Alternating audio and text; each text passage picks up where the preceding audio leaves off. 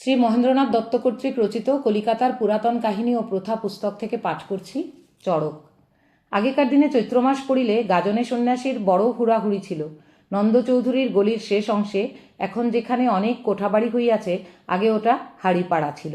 প্রধানত এই হাড়িরাই গাজনের সন্ন্যাসী হইত এবং একজন মূল সন্ন্যাসী হইত। এতদ্ব্যতীত অপর নিম্ন শ্রেণীর লোকও সন্ন্যাসী হইত।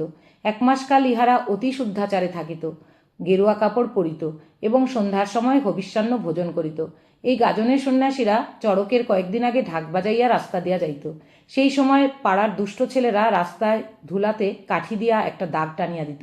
গাজনের সন্ন্যাসীর সেই গণ্ডি অতিক্রম করার নিয়ম ছিল না।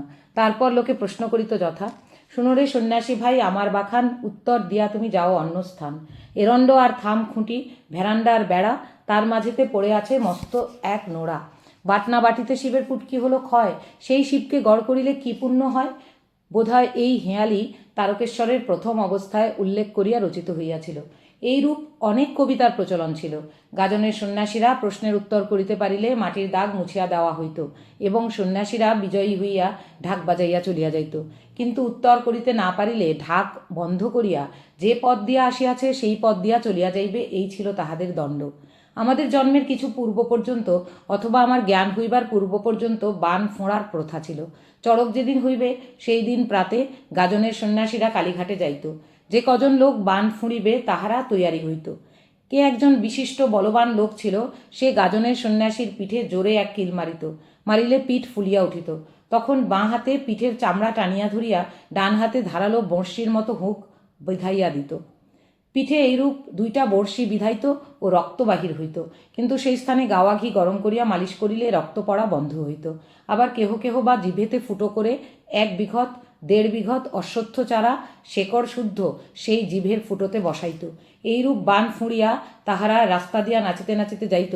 কিন্তু আমার জ্ঞান হওয়ার পর পিঠে বান ফোঁড়া ছিল না।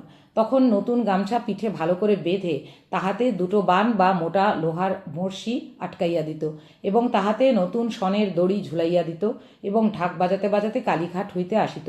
গাজনের সন্ন্যাসীদের কথাই ছিল, তারকেশ্বরের চরণে সেবা লাগে মহাদেব। ছাতুবাবুদের বাড়ির দৌড় ছিল বিডন স্ট্রিটে বাহির হইয়াছে আমার জ্ঞান হইবার আগে। কিন্তু ছাতুবাবুর মাঠ প্রকাণ্ড ছিল, ওখানে আমরা খেলা করিতাম। দক্ষিণ দিকে অর্থাৎ মানিকতলা স্ট্রিটের দিকে একটি বড় ফটক ছিল, তাতে লোহার গড়াদওয়ালা ঠেলা দুখানা কপাট ছিল এবং থামের দুপাশে বড় বড় ঝাউ গাছ ছিল। তারপর সেই ফটকের পূর্ব পশ্চিমে 1 মানুষ উঁচু লোহার গড়াত দেওয়া বেড়া এবং মাঠের পূর্ব পশ্চিম প্রান্তে গাড়ি ঘোড়ার আস্তাবল। এখন সেটা অনাথদেবের গলি হয়েছে। ওটা আগে বড় পগার ছিল এবং সেটার পশ্চিম দিকে অর্থাৎ কালী মন্দিরের গা দিয়ে একটা ছোট নালা ছিল।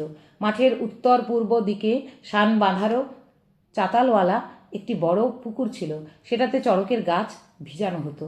সেই জন্য অনেকে সেটাকে চড়ক পুকুর বলিত এবং মাঠের উত্তর পশ্চিম কোণে পরে বেঙ্গল থিয়েটার হয়েছিল। মাঠটা খুব বড় ছিল। গাজনের সন্ন্যাসীরা মাঠের মাঝখান থেকে একটু সরিয়ে পশ্চিম দিকে বাঁশ দিয়ে মস্ত উঁচু ভাড়া করিত। তাহা হইতে সন্ন্যাসীরা হাত ছাড়িয়া পড়িত, পা দিয়ে লাফিয়ে লাফিয়ে নয়। একে ঝুল ঝাঁপ বলিত। নিচেকার স্তরের এড়ো বাঁশ থেকে আমরাও লাফাইতাম, কিন্তু তেতলার বাঁশে উঠিতে আমরা সাহস করিতাম না। তারপর বঁটি ঝাঁপ। গুণ চটের ভেতর ঘাস পুড়ে প্রকাণ্ড বড় গদি করিত। সেই গদির উপর 3-4খানা বেশ মাঝারি গোছের বঁটি খাড়া করে রেখে দিত, আর মূল সন্ন্যাসী তেতলার বাঁশ থেকে শিবের নাম করিতে করিতে হাত ছেড়ে ঝুপ করিয়া পড়িত। কিন্তু কাহারও কিছু আঘাত লাগিত না। এ সকল কথা চিন্তা করিলে গা কাঁপে। মোচ কাটা ডাল শুদ্ধ এনে সেই খড়ের গদির উপর রাখিত, আর সন্ন্যাসীরা কেউ দোতলার কেউ তেতলার ভাড়া থেকে হাত ছেড়ে সেই কাঁটার উপর পড়িত। তারপর আগুন ঝাঁপ হইত। মাটির উপর কতকগুলো আগুন জ্বেলে দিত আর তার উপর লাফিয়ে পড়িত। এইসব ঝাঁপ দেখিতে আমরা বিকেল থেকে যাইতাম এবং সন্ধ্যার পর পর্যন্ত থাকিতাম। চড়কের দিনে ছাতুবাবুর মাঠে খুব মেলা বসিত, অনেক জিনিসের দোকান বসিত। চড়ক গাছটা মাঠের মাঝখানে পোঁতা হইত। বাঁশ দিয়ে লম্বা করে একটা মোচ হইত, সেটা একটা বাঁশ ছেঁদা করে চরকির কলের মতনটাকে আটকে ডগায় ঝুলিয়ে দেওয়া হতো। সেই মোচ থেকে দুটো দড়ি ঝোলানো হইত। একটা দড়ি গাজনের সন্ন্যাসীর পিঠের বানের সঙ্গে বাঁধা হইত, আর মোচের উপর কাছিটা মাটির দিকের ডগাতে এক টুকরো বাঁশ বাঁধা, তার উপর কয়েকজন লোক চেপে বসিত। এদিকে ভার হওয়াতে গাজনের সন্ন্যাসী দড়িশুদ্ধ শূন্যে উঠিত, আর মোচটা চড়ক গাছের সঙ্গে রুজু রুজু এড়োভাবে থাকিত। তখন সকলে রব তুলিত, দে চড়কির পাক। তখন বাঁশের উপর যেসব লোক বসেছিল খুব জোর পাক দিতে শুরু করিত, আর বুকে গামছা বাঁধা সন্ন্যাসী বাবাজি শূন্য থেকে ঘোরপাক খেতেন।